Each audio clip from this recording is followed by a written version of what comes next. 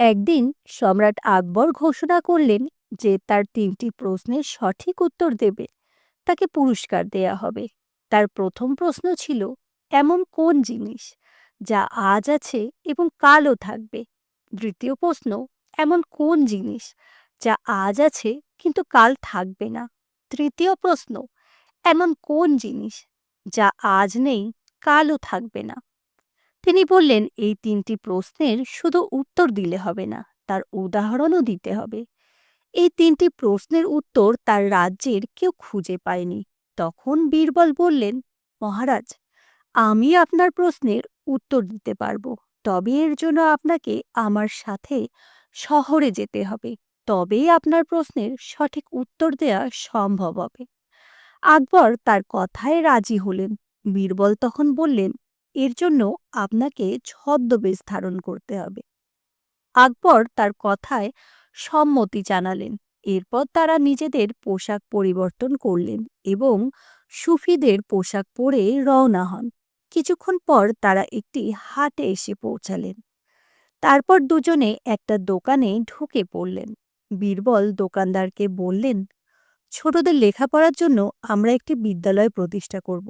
এর জন্য আমাদের কিছু অর্থের প্রয়োজন। তুমি দয়া করে আমাদের ১,০০০ টাকা দাও। দোকানদার তার হিসাব রক্ষককে ১,০০০ টাকা দিতে বললেন। তখন বীরবল বললেন, আমি তোমার কাছ থেকে টাকা নেব, কিন্তু এর বিনিময়ে জুতা দিয়ে তোমার মাথায় আঘাত করব। প্রতি ১ টাকার জন্য একবার করে জুতার আঘাত করা হবে। তুমি এতে কি রাজি আছো? একথা শুনে দোকানদারের এক কর্মী রেগে গিয়ে বীরবলকে প্রহার করতে এগিয়ে এলেন, কিন্তু দোকানদার তাকে থামিয়ে বলল, আমি প্রস্তুত, তবে আমার একটা শর্ত আছে। আমাকে নিশ্চয়তা দিতে হবে যে আমার টাকা এই মহৎ কাজেই ব্যয় করা হবে। এই বলে দোকানদার মাথা নিচু করে বীরবলকে বলল, নিন, আপনি আঘাত করুন। তখন বীরবল ও আকবর কিছু না বলে সেই দোকান থেকে বেরিয়ে এলেন। দুজনেই রাস্তা দিয়ে চুপচাপ হেঁটে যাচ্ছিলেন। হঠাৎ বীরবল নীরবতা ভাঙলেন এবং বললেন, মহারাজ, আপনি এই যে ঘটনা প্রত্যক্ষ করলেন, এর থেকে কি বুঝলেন? দোকানে যা কিছু ঘটল তার অর্থ হল, দোকানদারের কাছে আজ টাকা আছে এবং সেই টাকা ভালো কাজে বিনিয়োগ করার তার ইচ্ছাও রয়েছে, যা তাকে ভবিষ্যতে বিখ্যাত করে তুলবে। এর অর্থ এই যে তার ভালো কাজের মাধ্যমে সে স্বর্গে তার স্থান নিশ্চিত করবে। এর থেকে বলতে পারেন যে আজ তার কাছে যা আছে কালও তার সাথে থাকবে। এটি আপনার প্রথম প্রশ্নের উত্তর। এরপর হাঁটতে হাঁটতে তারা এক ভিক্ষুকের কাছে পৌঁছালো। তিনি দেখলেন একজন লোক তাকে কিছু খাবার দিচ্ছে এবং সেই খাবারটি ভিক্ষুকের প্রয়োজনের চেয়ে অনেক বেশি। তখন বীরবল ভিক্ষুককে বললেন, আমরা ক্ষুধার্ত, আমাদের কিছু খেতে দিন। এই কথা শুনে ভিক্ষুক চিৎকার করে বলল, এখান থেকে পালাও, কোথা থেকে ভিক্ষা করতে আসে কে জানে। তখন বীরবল রাজাকে বললেন, এটি হলো আপনার দ্বিতীয় প্রশ্নের উত্তর। এই ভিখারিটি জানে না কিভাবে অন্যের মঙ্গল করতে হয়, অন্যকে সাহায্য করতে হয়।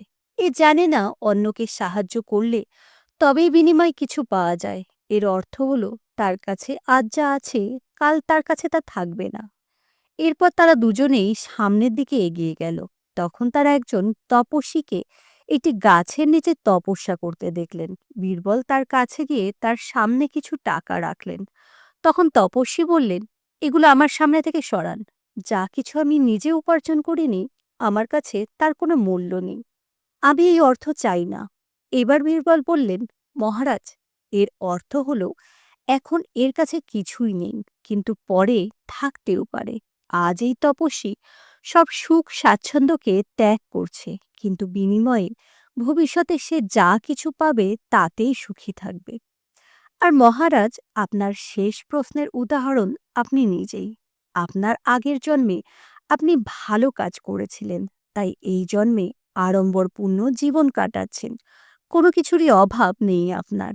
এই জন্মে আপনি সততা ও ন্যায় বিচারের সাথে শাসন কার্য চালাচ্ছেন। ভবিষ্যতেও যদি তা চালিয়ে যান, তাহলে আপনার পরবর্তী জন্মেও সুখের হবে। তবে ভুলে যাবেন না যে আপনি যদি আপনার এই সততার পথ হারিয়ে ফেলেন, তবে কিন্তু এসব কিছু আপনার কাছে থাকবে না। আর এই ৩টি প্রশ্নের উত্তরের মধ্যেই লুকিয়ে আছে মানুষের জীবনের আসল সত্য।